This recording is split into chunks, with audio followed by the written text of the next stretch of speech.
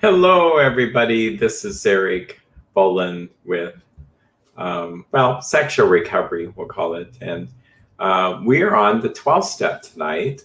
We've been going through the steps together. This is a good time to maybe do another disclaimer. This isn't meant to replace step work, not meant to replace therapy or counseling. You'll find that it's not that. But just an easy way for me to get the information out to people I care about, to help them get more recovery and to talk about how they did things in the early days of AA and how that really affects sexaholics, because sexaholics benefit from the same kind of step work that alcoholics did. So, today is a compilation of all the steps. It's steps 12. It's looking at, let's look at step 12. It's having had a spiritual awakening. As a result of these steps, we try to carry the message to sexaholics and to practice these principles in all our affairs. So in a sense, step 12, let's look at the ending here. It's actually all the steps. It's practicing the steps everywhere in everything we do. We don't have to do it perfectly, but we seek to practice the principles. And when we do that, things get better. And if we don't, things don't work so well. That's what you'll find. Not only if you're new to the program, you'd find that you won't keep sobriety, but you'll, as you get more advanced, you'll start to have bad days. You'll start to have days where you're not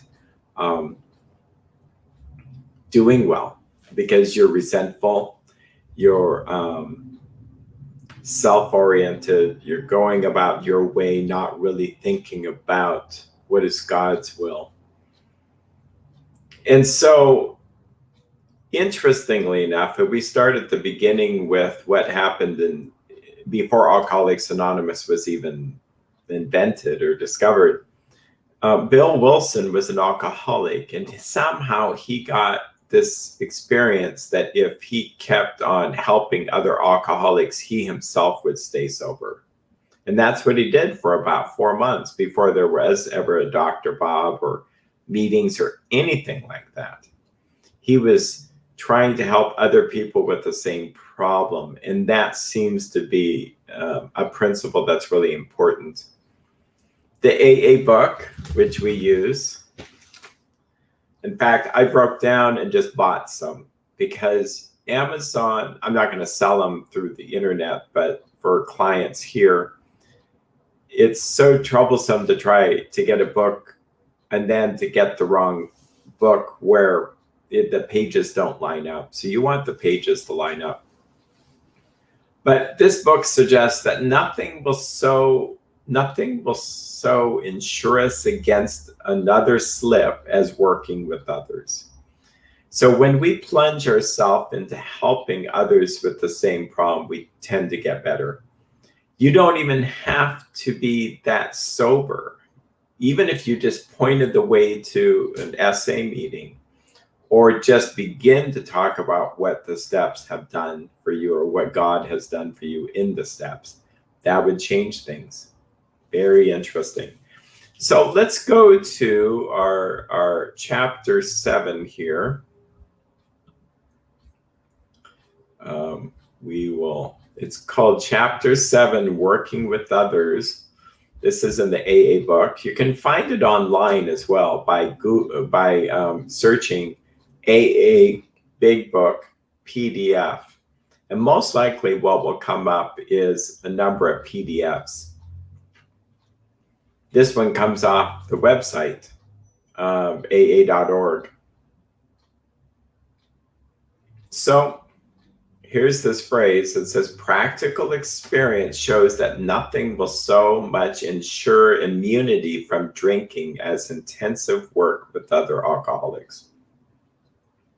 It works when other activities fail. This is our 12th step suggestion. Carry this message to other alcoholics, or in this case, sexaholics. You can help when no one else can. You can secure their confidence when others fail. Remember, they are very ill. Okay, let's talk about this. If you struggle with sex addiction, which is a very painful, embarrassing, shaming kind of addiction, you can help other sexaholics. You could be a drug addict, an alcoholic, and maybe be able to share with someone else, hey, I'm recovering from alcohol. They go, good for you.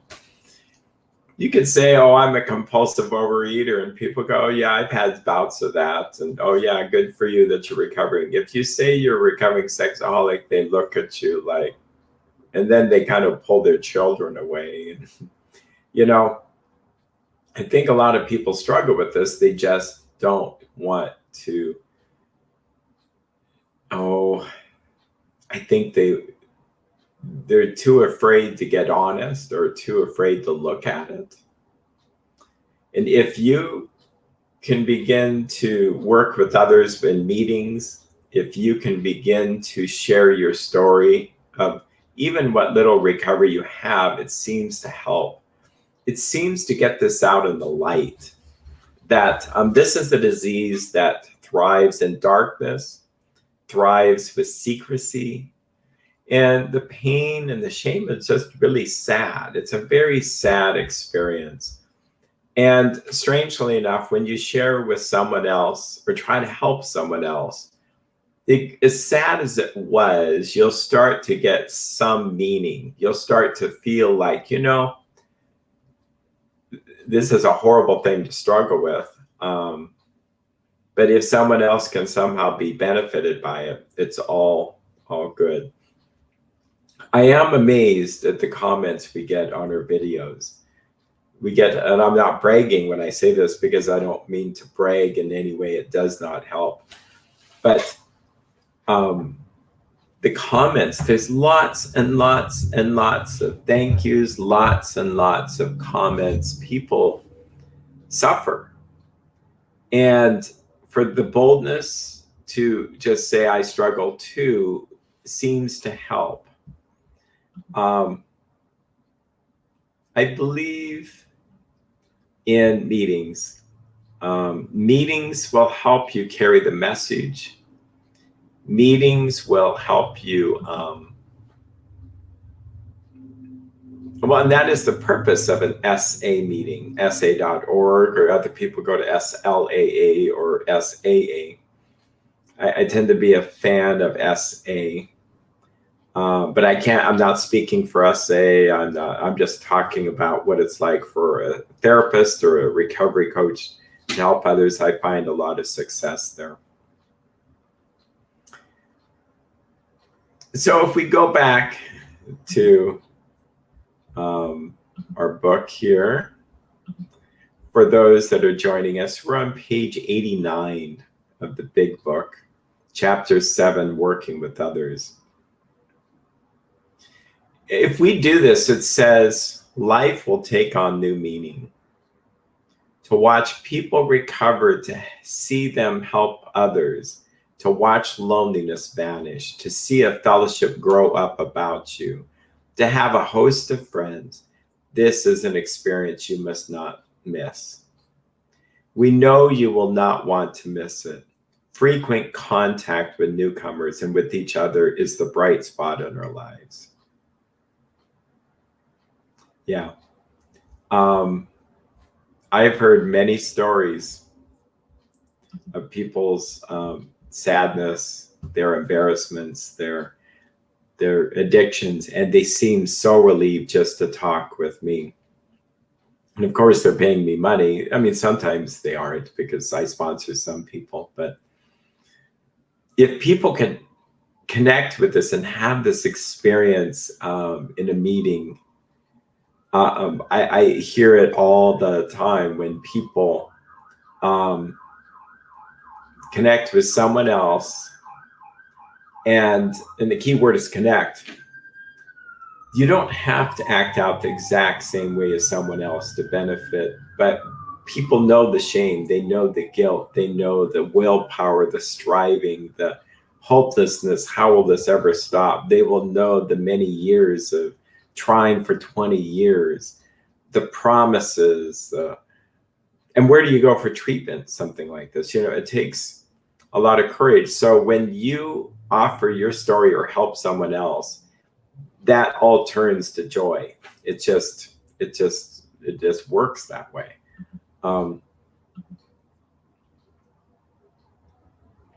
Oh, this is fascinating. It says, perhaps you're not acquainted with any drinkers, or in case lust addicts who want to recover. You can easily find some by asking a few doctors, ministers, priests, or hospitals. That's what they did. It's almost like a commodity. I need to find someone to help. And it's like, that seems very codependent, but that's kind of what they did. And that's what Bill did to stay sober. We should be giving out of not need, but that's kind of how this kind of is, that it helps. And it is true. When I help others, it helps me.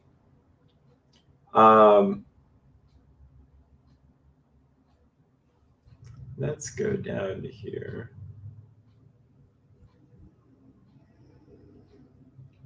When you discover a prospect for Alcoholics Anonymous, find out all you can about him. Again, I kind of am always challenged by these words. Prospect, like, wow, is this like a club? You're trying to enroll people? Is this proselytizing? I think 12 Steps was a little bit more toned down there. But a prospect for Sexaholics Anonymous, where we're reading, we just translate it into sexual addiction terms. But I like this. Find out all you can about him. Like, have a relationship. Now, if the person doesn't want to stop lusting, then don't waste time trying to persuade him. You may spoil a later opportunity. This advice is given for his family also. They should be patient, realizing they're dealing with a sick person. So, we're not trying to help those that don't want help. We're just trying to help people that are desperate. And it's weird. How do you find out whether someone else struggles with this? Eventually you do. You learn that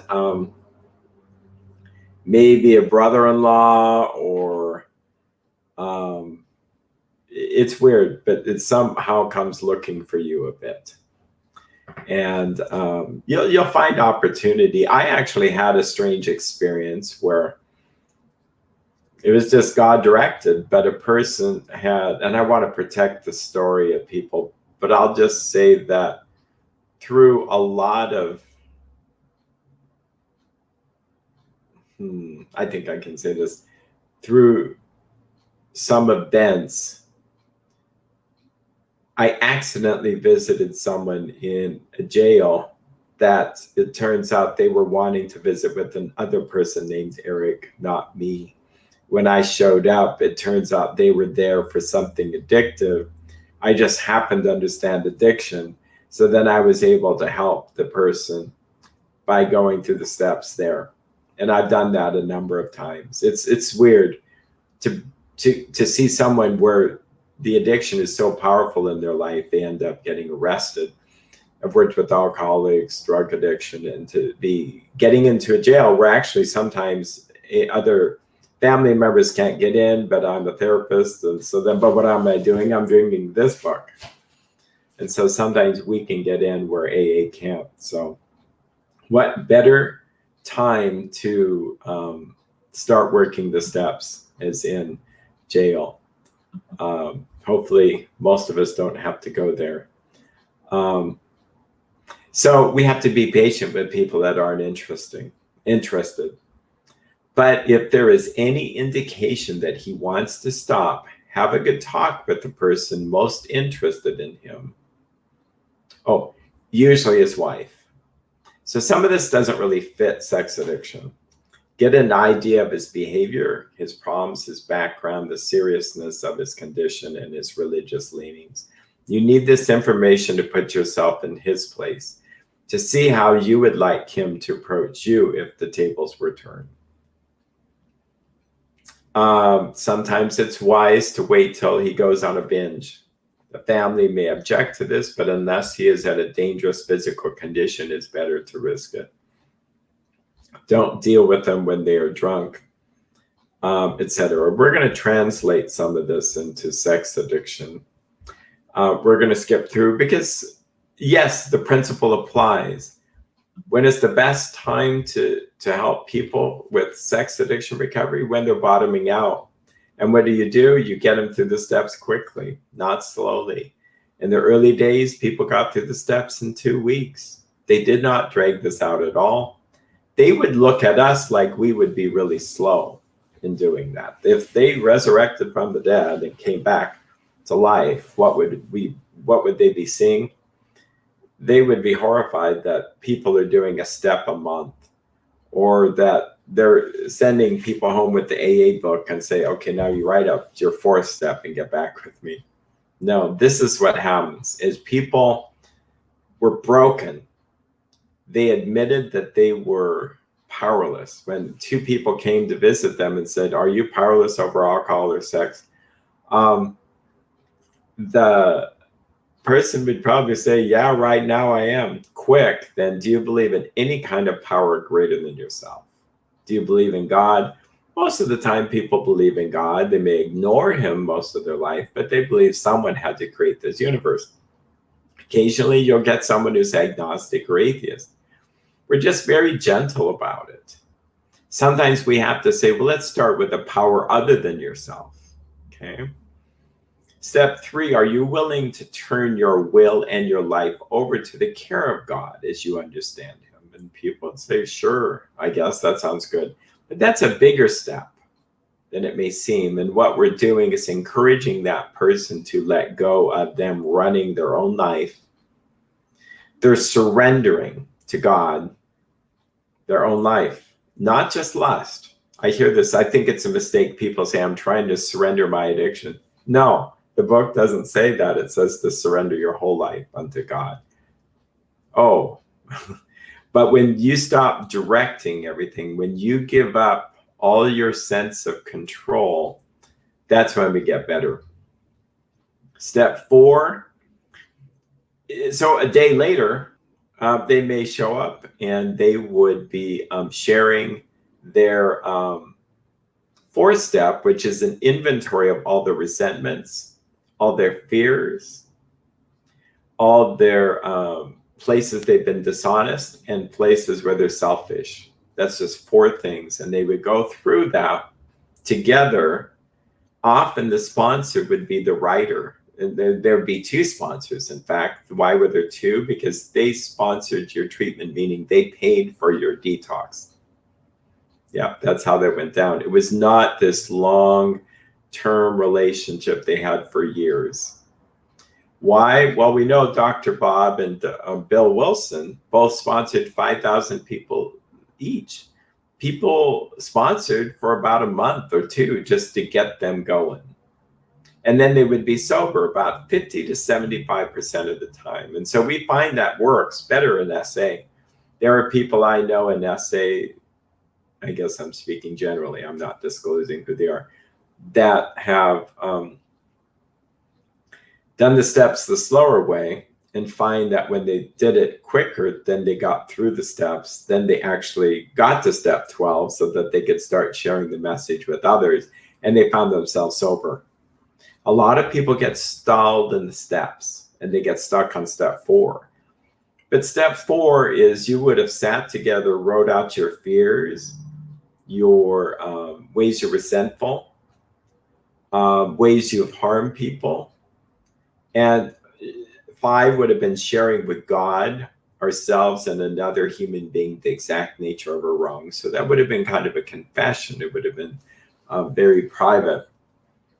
And then, 6 is entirely ready to have God remove these defects of character. 7, we asked him to remove the defects of character.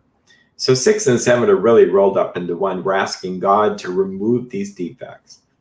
8 is all the people we have harmed, made a list of all the people we have harmed and became willing to make amends to them all. Step 9 is to make direct amends, except when to do so would injure them or others. So we are then asking kind of forgiveness, mending the relationship. 10 is continue to take a personal inventory and when wrong, promptly admitted it. And 11 is sought to improve our conscious contact with God, praying for only acknowledge God's will and the power to carry it out. So I list all these. Why? Because it says, having had an awakening as a result of these steps, we sought to carry the message to others and to practice these principles in all our affairs. So that's what we're doing, is we're practicing this every day, one day at a time. When we do that, we have a happy day. In my experience, if we begin to not practice it, we don't. And we either lose sobriety or we get pretty not kind of happy there. I'm going to my book here.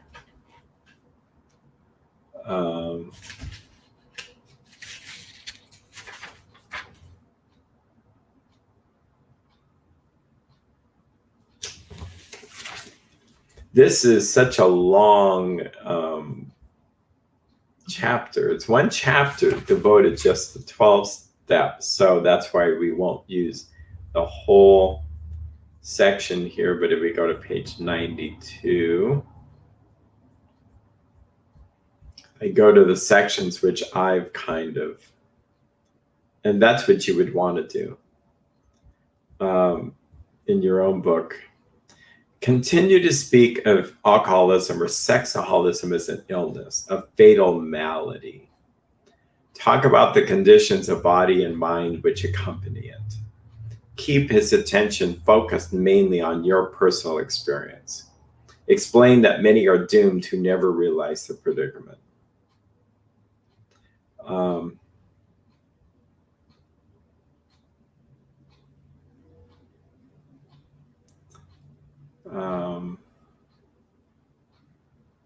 Yeah, it says doctors are rightly loath to tell alcoholic patients the whole story unless it will serve some good purpose. But you may talk to him about the hopelessness of alcoholism because you offer a solution. You will soon have your friend admitting he has many, if not all, of the traits of the alcoholic. If his own doctor is willing to tell him that he is an alcoholic, so much the better. Even though your protege may have entirely admitted his condition, he has become very curious to know how you got well. Let him ask you that question if he will. Tell him exactly what happened to you. Stress the spiritual feature freely. I think it's good to do so very powerful here. Again, I'm just reiterating things, but when you realize as a sexaholic, you have something to offer someone and it's your own problems with sexaholism and how you've recovered, you will be bold. You can't help but be bold. You will know what God did for you as a result of these steps. Like no one else. You understand the problem and you understand the solution. It's that simple. And it's just very powerful here.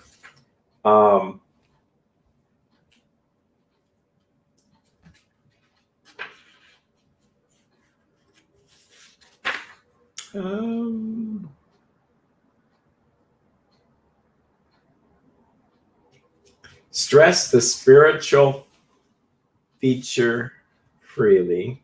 If the man is agnostic or atheist, make it emphatic that he does not have to agree with your conception of God. He can choose any conception he likes, provided it makes sense to him.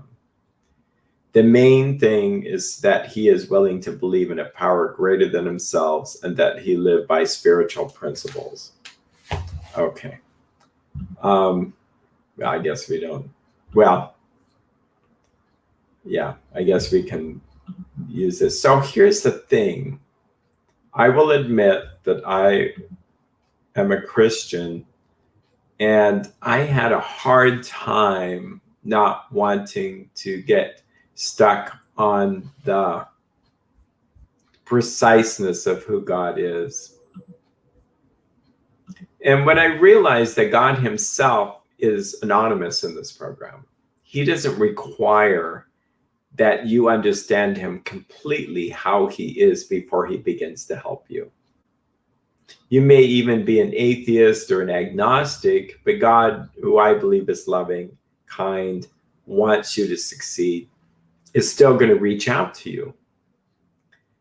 And if he required you, well, this isn't my experience, but if he required you to know that he is God, the Father, the Son, the Holy Spirit, the God of Abraham, Isaac, and Jacob, before you even get any benefit, good luck. Yeah, that's a poor choice of words.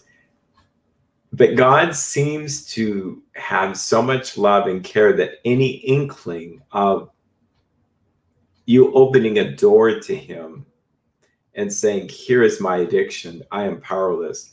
This thing itself is a power greater than myself. I need something greater than it. God, if you're there, help. That's often how people find God. They find him in the midst of the pit. And then with time, little by little, they start to know more and more who that power is. So the goal is twofold. One is we use the word power because that's what we're really emphasizing. Earlier in our work together in these videos, you saw that there was a phrase, lack of power. That was our dilemma. We had to find a power by which we could live. And of course, we're going to be talking about God, it says. That's our problem. We know what to do. Just stop using your sex addiction. Just stop. Just say no. Whoever invented that phrase was kind of lacking in insight. Remember this, just say no. Wow.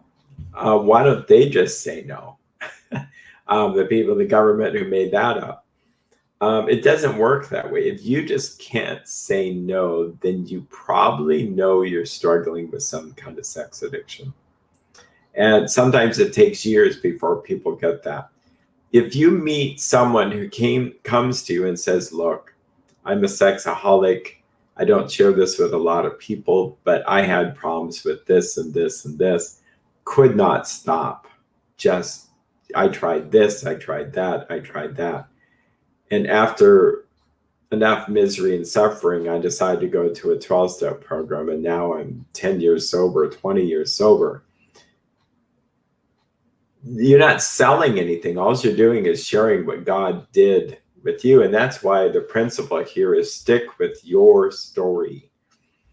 There's nothing, tell him exactly what happened to you. There is nothing, tell him exactly what happened to you. Your story is compelling. It helps people. And in Christian terms, it's sharing what God has done in your life, and that somehow helps. And when you share and you realize I have nothing to say that I did anything. I have nothing to be proud of. I didn't really overcome it. It's more that God did it for me, and all I did was follow a few simple steps. Here it gives ideas of don't try to use religious language.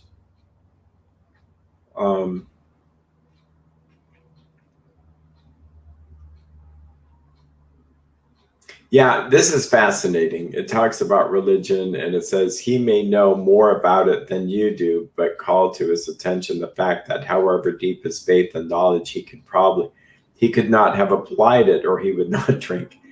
That I feel bad. I guess I feel a little bit better that it's in the steps, but I run into that as a professional. People have a Christian faith. They may even be a minister. And I say this with all humility because this is a disease that's pretty powerful and I don't want it to come back. But if what you're doing with God and the church you're attending is so helpful, then why are you, the best it gets is you're looking at porn and doing whatever. One has to reconcile those two things. It's like math here, spiritual math. Those don't balance out. At worst, people just point the finger with their own problems and say, well, they're a hypocrite, another Christian hypocrite. But if you're sincere and you say, God, help me, there's something really wrong here. And somehow God brings your way someone who's experienced that very problem and says, this is what I did. I did these steps. The gift of God's grace came to me. And now it's easy to stay sober. Easy. That it's been removed. Again, let's remind ourselves at the bottom of page 84. It says that we have ceased fighting anything or anyone, even alcohol, or in this case, lust. For by this time, sanity will have returned. We'll seldom be interested in liquor or lust. If tempted, we recoil from it as from a hot flame. We react sanely and normally, and that we will find that this has happened automatically without any thought or effort on our part. It just comes. That is the miracle of it. We are not fighting it, nor are we avoiding temptation. We feel we've been placed in a position in neutrality, safe and protected. We have not even sworn off. Instead, the problem has been removed. It does not exist for us. We are neither cocky nor are we afraid. That is our experience as long as we keep in fit spiritual condition.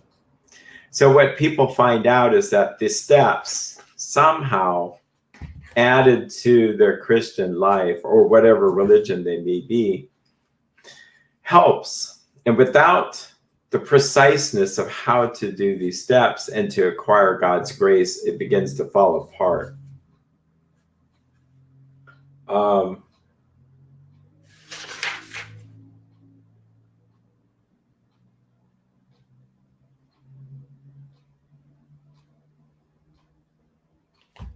The middle of page 94, this is always a fascinating thing. There's so many things that are so opposite of what feels naturally. It says, suggest how important it is that he placed the welfare of other people ahead of his own. So we'll go back. That's a good principle anyway. But this is how we do it. It says, working with others, outline the program of action, which is what I've actually done. I've actually done step 12 here in a sense. Explaining how you made a self-appraisal, that's step 1, how you straightened out your past. Oops, sorry, folks. I thought I had an inclination that I was running all over the place and you're not seeing what I'm seeing. So make it plain he is under no, well, I'll just read it this way. Outline the program of action, explaining how you made a self-appraisal. So that's step 1. I'm a sex addict. 2 is I need a power greater than myself. Self-appraisal is your defects of character in steps 4 and 5 and 6 and 7. How you straightened out your past, which is 8 and 9 in a way. You're cleaning up the wreckage, and why you're now endeavoring to be helpful to him. So then when you're doing your step 12, work with someone else, you're actually explaining all the steps, and it's like, it almost comes to a conclusion like, now this is why I'm helping you, because it helps me, which seems selfish. It's very strange. It says it is important for him to realize that you attempt to pass this on to him plays a vital part in your own recovery. Actually, he may be helping you more than you are helping him. Make it plain he is under no obligation to you, that your hope only that he will try to help other alcoholics when he escapes his own difficulties. Suggest how important it is that he place the welfare of other people ahead of his own. Make it clear that he is not under pressure, that he needn't, that's such a funny word, needn't see you again if he doesn't want to. You should not be offended if he wants to call it off, for he has helped you more than you have helped him. If your talk has been sane, quiet, and full of human understanding, you have perhaps made a friend. Maybe you have disturbed him about the question of alcoholism. This is all to the good. I call that planting seeds, by the way. The more hopeless he feels, the better. He will be more likely to follow your suggestions. Yeah, it's powerful here.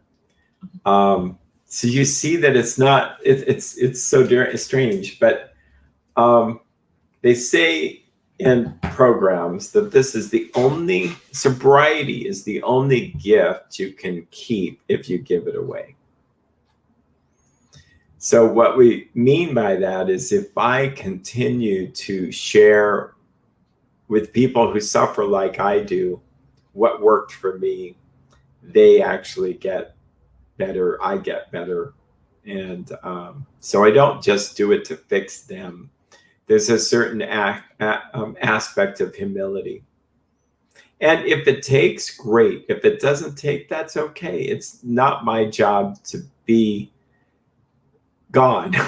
And that would be the opposite of humility. An ego stands for edging God out.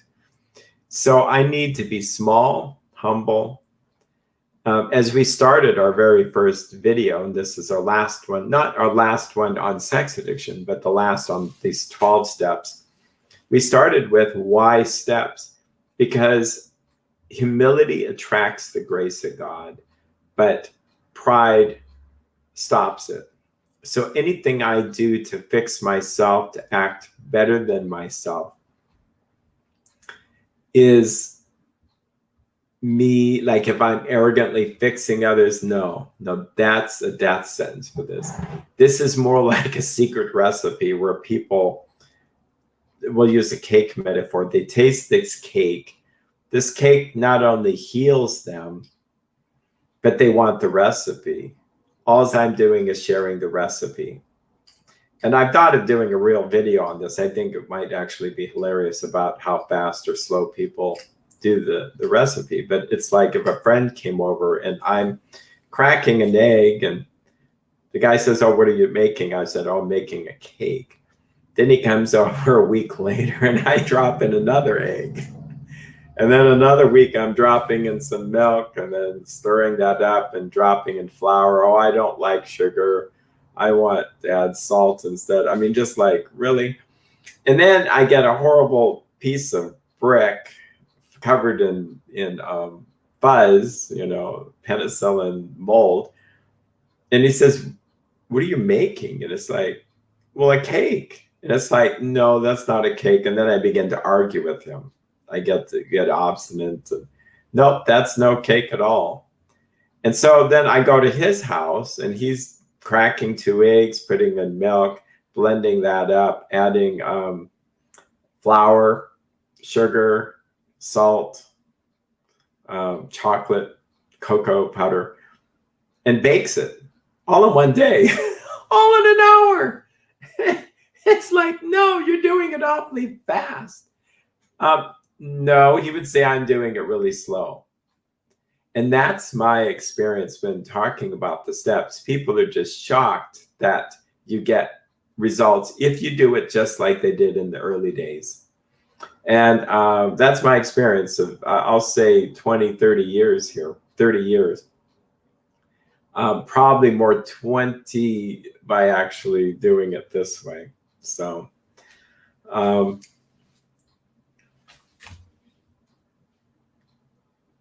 let's talk about some of the challenges when working with others.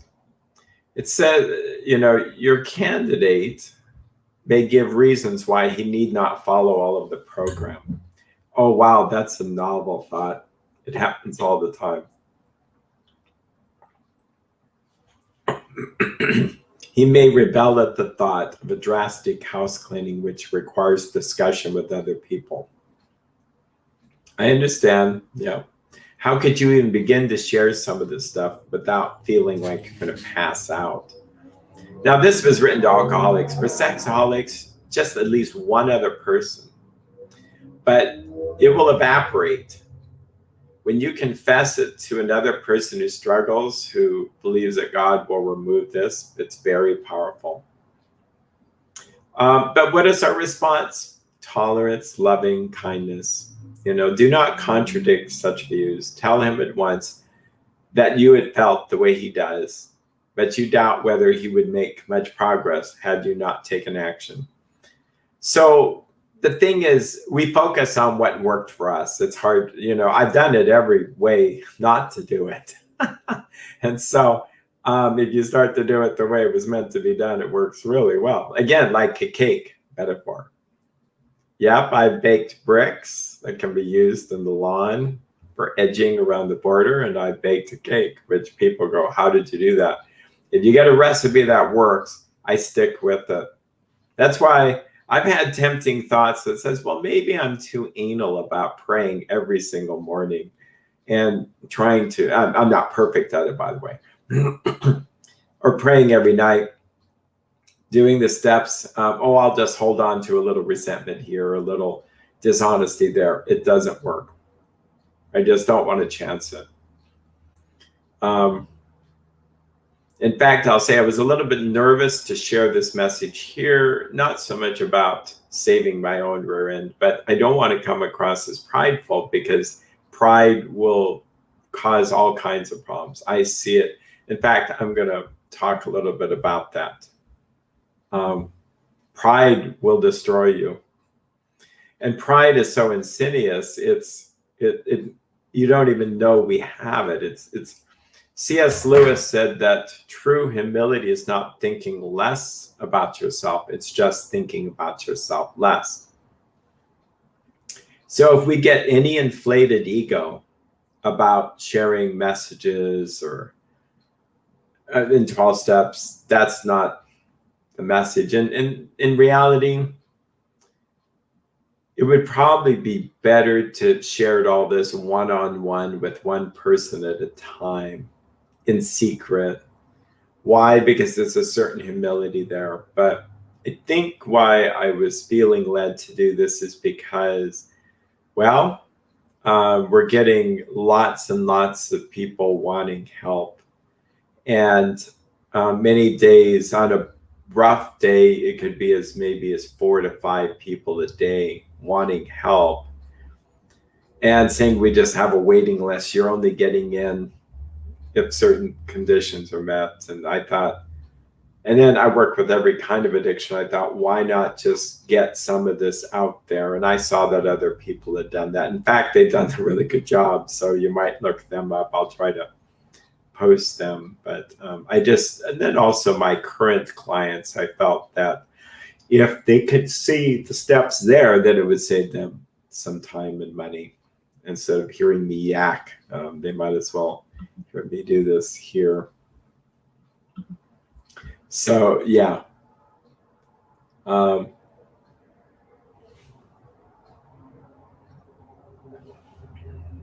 Unless your friend wants to talk further about himself, do not wear out your welcome. Give him a chance to think it over. If you do stay, let him steer the conversation in any direction he likes. Sometimes a new man is anxious to proceed at once, and you may be tempted to let him do so. This is so interesting. But so let him talk about whatever he wants. Just be a friend to him. It says, sometimes the new man is anxious to proceed at once. You may be tempted to let him do so. This is sometimes a mistake. If he has trouble later, he is likely to say you rushed him. Yeah, I find that that's usually not the case. If someone really wants to get through this, I go with it. So I would politely, and it says just sometimes. That's not the case here. I'd say most people are not rushing through this.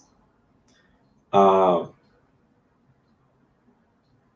you will be most likely successful with alcoholics or sexaholics if you do not exhibit any passion for crusade or reform.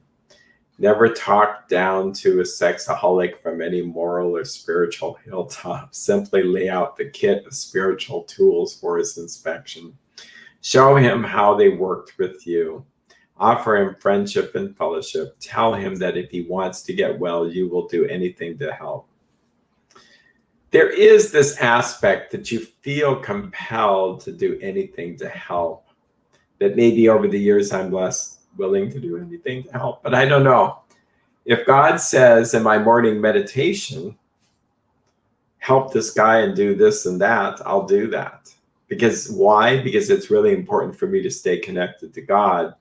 And if I start to disobey what God's leading me to do, it all falls apart. So,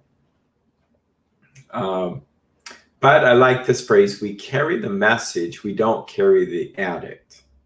Okay. So, just because the AA book I have such a fondness for, but it's not the gospel. These things aren't written in stone, which you'll find that some principles we repeat over and over and over and over. They are like such spiritual truisms, they're just always correct. But some of this is just good advice, but you can tailor it a little bit.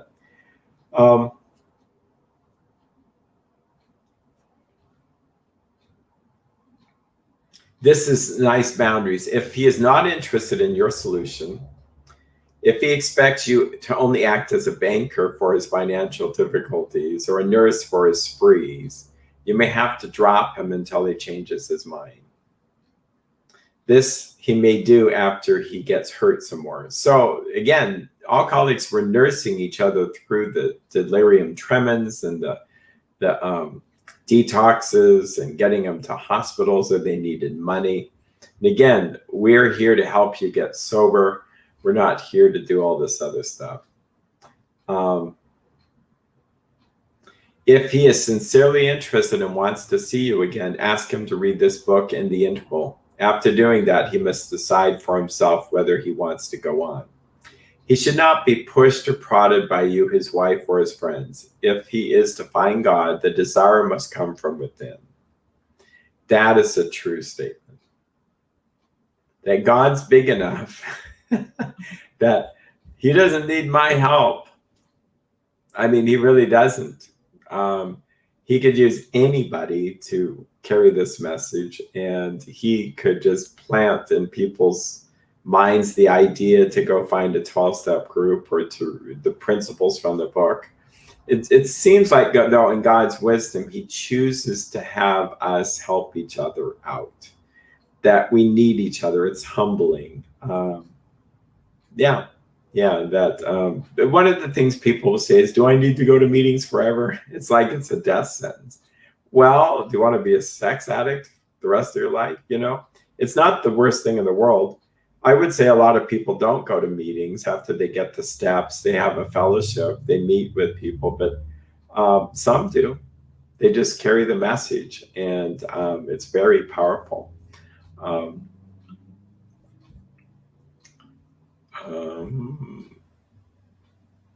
Let's go. Let's see.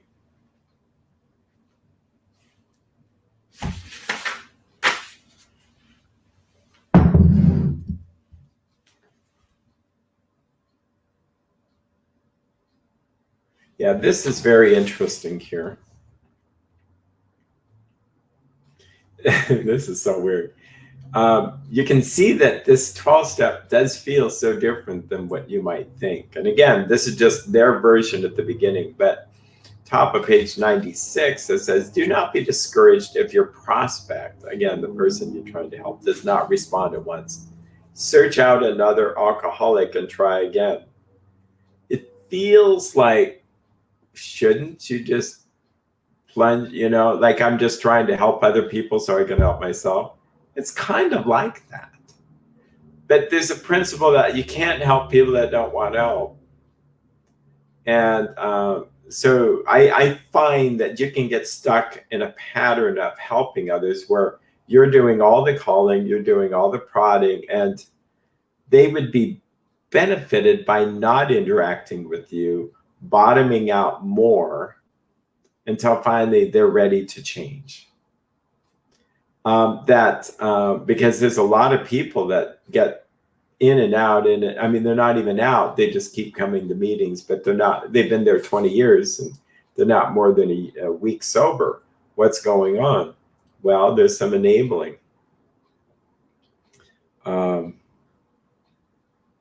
It says, we find it a waste of time to keep chasing a man who cannot or will not work with you. If you leave such a person alone, he may soon become convinced that he cannot recover by himself. To spend too much time on any one situation is to deny some other alcoholics or sexaholics an opportunity to live and be happy. One of our fellowship failed entirely with his first half dozen prospects. He often says that if he had continued to work with them, he might have deprived many others who have since recovered on their chance. I do believe in this, and how do I put this in a kind way? It seems that the busier I've gotten, the more effective I've been, but it's not me, it's just that we're screening people. And yeah, you have to either prepare to work the steps or not. And if you're not, and you can be honest about that, let the disease grow more, then you bottom out quicker, and then you get better faster, then it all works out. But when we just keep on going and people are throwing money at their therapy or their coaching, and yet they didn't really get what they needed, and it goes on, then they go, well, I put in all this money. Well, I wouldn't have let that happen anyway, because I gently but say, well, are we really at a place where you really want to recover? Like, I can help you with the steps. What I can't do is provide the motivation to recover. But if you pray every day asking God's power and direction, pretty soon you're inviting God into that situation. Calamity may happen to help you change. I mean, that's the good news. Is it's weird to say it that way, but all that bad stuff may happen so that then you do fall apart. So never give up. I just think it's really important to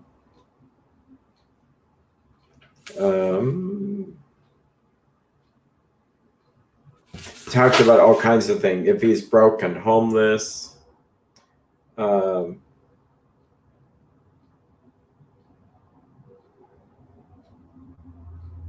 yeah, this is a powerful statement, and I agree with this wholeheartedly. Not that I'm a person who should agree or not agree, but I like how saw the word.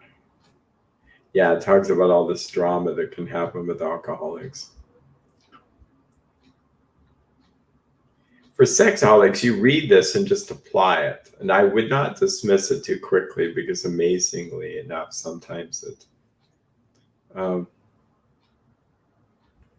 burn the idea into the consciousness of every man that he can get well regardless of anyone. The only condition is that he trusts in God and clean house. Yeah. I don't have the power to burn ideas into people's minds. Boy, that would be a scary thought, huh? I need to add this. Yeah, burn the idea into the consciousness of every man that he can get well regardless of anyone. The only condition that he trusts in God and clean house. Again, very simple. It's not complicated to do this program. Talks a little bit about divorce. And, here's another good principle. It says, as they seem to get tangible results, the family perhaps want to go along. This happens when the alcoholic starts to get better. Families start to go, what did you do? Well, then you start to look at the 12 steps for them, and we call that Al-Anon.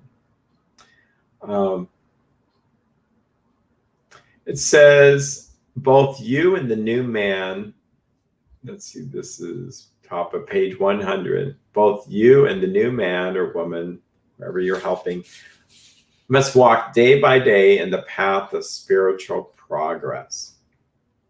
If you persist, remarkable things will happen. This is true. It's really weird. It's still true. I say it throughout the day today. I guess I don't get tired of it, but I'll say it with exuberance, but when something amazing happens, it's shocking. When we look back, we realize that the things which came to us when we put ourselves in God's hands were better than anything we could have planned. Follow the dictates of a higher power, God, and you will presently live in a new and wonderful life, no matter what your present circumstances. Again, this 12-step principle works really well for everything. It's like the pandemic, financial problems with the pandemic, whether to get a vaccine or not, how do you deal with a family member who had COVID or the trauma, all this. 12 steps is a solution for all that because, see, we're powerless over a lot of that stuff. 2, we need a power greater than ourselves. And I'm not putting down science when I say this, but the reality is I think we need something bigger than science and politics to fix these problems. And maybe starting with me, you see, so you'll start to get peace when you don't use the old principles or the old skills you were using, but start using these new skills. And you will be amazed. You'll go from frightened, frustrated people that struggle with sex addiction to no more sex addiction. You would start to think, oh, how would my mind ever be cleared out from these images, from this fantasies? It's hopeless. Yeah, it is. But then when you start to have it cleansed, you're shocked. You are shocked. Many people become a believer in God when they go, well, I can't say much, but I can say that my life without this was a mess. I tried for 20 years and then I do these steps and now it's easy to stay sober. Like, I guess God exists. And if it exists, I guess I need to explore him. And I can't tell you what I did to get sober. I can point to the steps, but I can't tell you what made my heart change, that I don't want this anymore, other than what God did for me. In which case, then I just can be grateful. And then you're realizing you're not recovering from lust, you're recovering from resentaholism. You're recovering from a number of addictions, maybe overeating and being grudge holding and critical and condemning. People who struggled with body image stuff where they just did not like their body because of what they saw in pornography.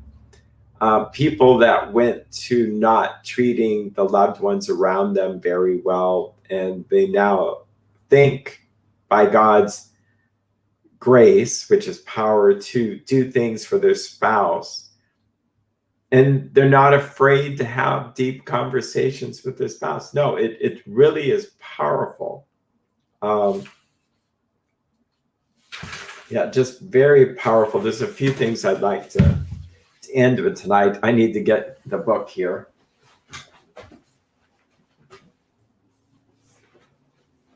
I'm borrowing some thoughts from the Sexaholics Anonymous people.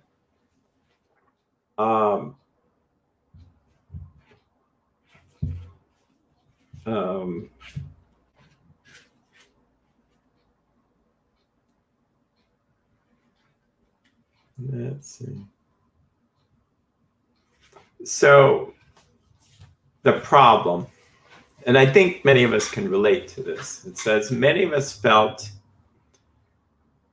actually, if you bear with me, the Sexaholics Anonymous people so kindly put the book out there, PDF form. And the reason I think they did it, I'm not quite sure. But they did it because they felt that maybe the meetings were going online and they needed to, oops. Well, I'm going to scroll as fast as I can, but I think there's something powerful to read this together here. Yeah. It's a mystery how we recover. I'm just scrolling fast so that you guys don't get dizzy. We're getting there. In fact, now I can probably add you to the share screen. And I'm going to share screen. And this one, it's copyright protected, but here it is online. Add to the stream. So, boy, this book is so good too anyway. We're going to True Union. This is towards the end of the book. But let's see. Thank you for your patience with me.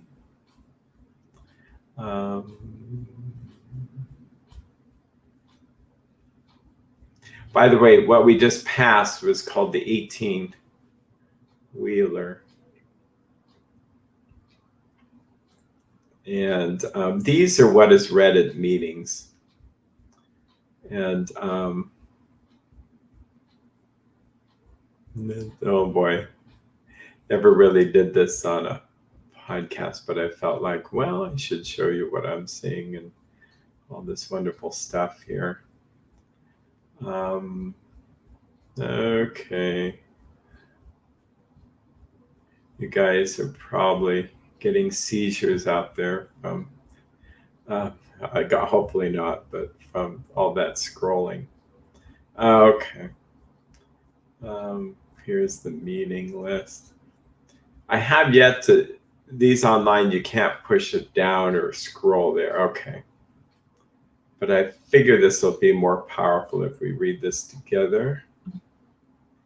Yeah, the problem, and we read this at the very beginning, but I want us to read this together, contrasting to once you're sober and recovered, again, recovered, you'll not have this anymore.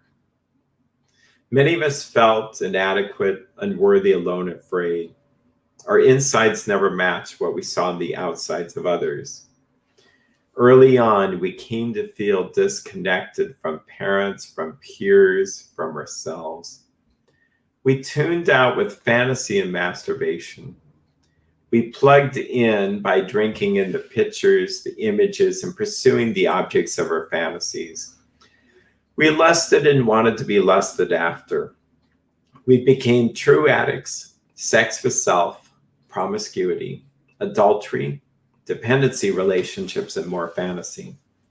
We got it through the eyes. We bought it. We sold it. We traded it.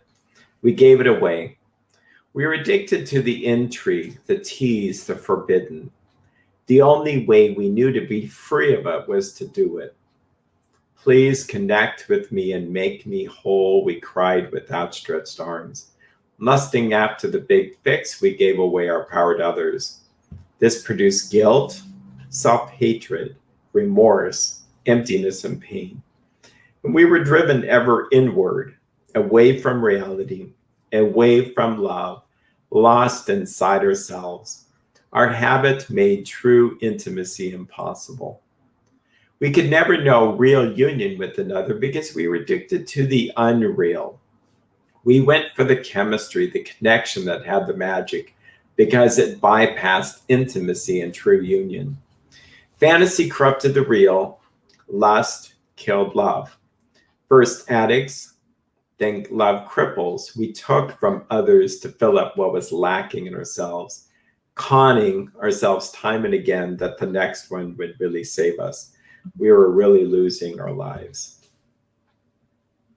Yeah, so that's the problem. With the solution, we actually stop tuning out.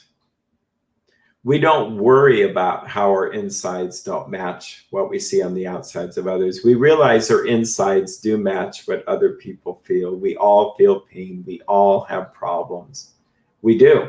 This is a disease that makes you feel like you're the only one, and not just sex addiction. You feel like there's something really wrong with you. But the reality is, take off the covers of the sex addiction, and underneath, you end up with the same problems that we all face. We stop looking for intrigue. We stop looking to fix everything by ourselves. We stop conning ourselves. We know we can be free of it without having to do it anymore. Again, the real solution is a connection with God, the Holy Spirit, what they call grace. The power is there. And before, we felt that the higher power was lust, but it's a facsimile, or not a facsimile. It doesn't work. Okay. So let's get to the solution. And again, they read this at every meeting. And this is a great way to end, in my opinion. And again, thanks to the SA people for letting me borrow this. I didn't ask their permission, but hopefully this would help a lot of people. We saw that our problem was threefold: physical, emotional, and spiritual. Healing had to come about in all three. The crucial change in attitude began when we admitted we were powerless, that our habit had us whipped. That's step one. We came to meetings and withdrew from our habit. For some, this meant no sex with themselves or others, including not getting into relationships. For others, it meant also drying out and not having sex with a spouse for a time to recover from lust. By the way, we'll talk about that in other episodes, not related to the steps, but what to do there.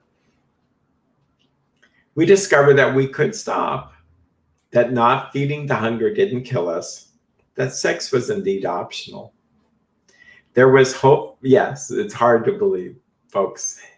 Hard to believe. It's really wild. I'll say this is when you start to recover, you'll find that deep-seated longing for something sexual and obsession with sexuality was just a cover for you needing love.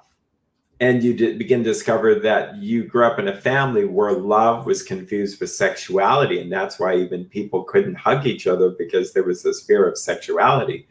So then everything begins sexualized. And it's like the family's thermostat is set to 55 degrees Fahrenheit. We don't know how to share feelings.